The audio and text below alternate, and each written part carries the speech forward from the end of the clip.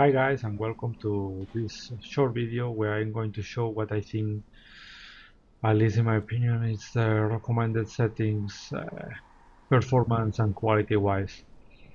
I can tell you that my game is going around 45 frames per second. In the video you can only appreciate maybe 30 because I downloaded the 30 since YouTube most of the case only shows 30 FPS.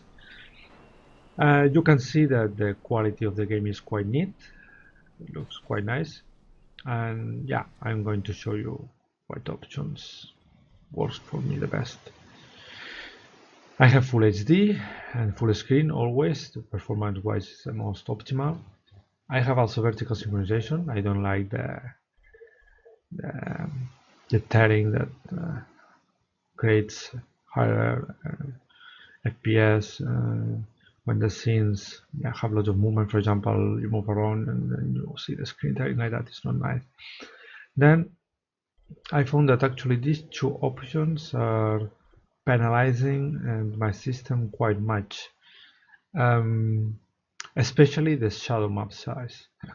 Full H quality you can play around. Some you can have high or medium. Less than medium no, because then it looks like if there's almost no vegetation. With medium it's decent enough. And then with shadows, actually I haven't appreciated any difference from medium to high. Lower, yes, you can see a bit less quality in the shadows, but from medium to high I don't see any huge difference, and much less when you are on a living world, when you are moving around. It's not that you are looking at pictures. View distance, more or less around 30-40%, it's enough. You need to think that this game doesn't clip objects that they are far away, like buildings that they are far away, so you can see the whole map. The only difference is that some objects like zombies and things, if they are far away, you cannot see them. But it's much better than other games that they just clip it, the objects after certain distance, and then the other option is to put fog, which is very annoying, and especially in this kind of game that you are running around, running away from zombies and everything. It's very nice that they don't do that. You don't see popping, which is very annoying. Ambient occlusion, I really recommend it to have it on. If you have a very in the minimums computer, you can turn it off, but I really recommend it, especially if you have an Nvidia card. This game was obviously optimized for Nvidia.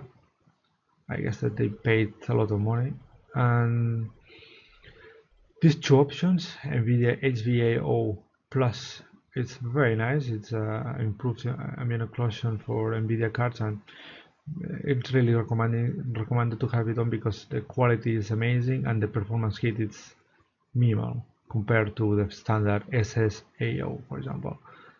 Then we have Nvidia depth of field. Here the performance can be quite taxative, but the good thing of this is that it only, more or less, you only see it on cinematics, on the menus and stuff, and you can see the back part that is blurry and stuff, so it reduces the frames. But as long it's not under 30 frames per second, I recommend to have it on.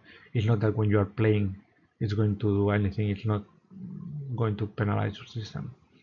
Motion blur, it's mostly a personal taste. It's like when you turn around you see it more like blurry, or you can see like more old system games, if you are in a competition game like network, especially like Battlefield, Counter-Strike, those things, you wouldn't want these things motion blur. You want to have the image clear at all times. But here in this game it's like mostly to have a very nice atmosphere and feel like into the game, so I like to have it.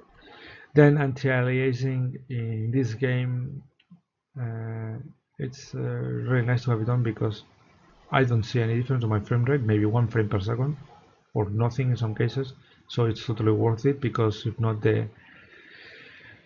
The lines of the edges, you can see it very obviously. For example, here you can see that it looks quite nice, the edges.